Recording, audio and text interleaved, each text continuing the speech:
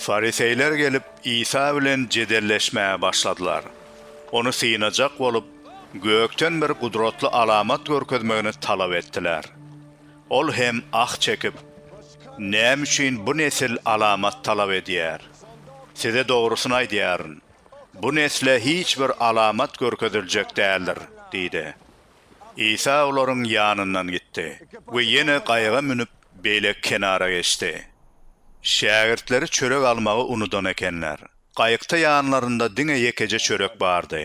İsa olara, "Hüşkär bolun. Fariseyler bilen Herodun hamir maýasyndan äge bolun," diýip duýduruş berdi. Olar bolsa özara çekeleşip, "İsa muny biziň çöregimiziň ýokdugy üçin aýdýar," diýşärdiler.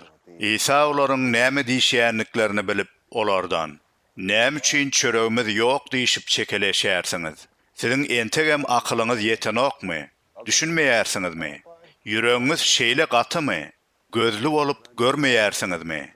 Kulakly bolup eşitmeýärsiňizmi? Bolup geçen zatlar ýadyňyza düşmeýärmi?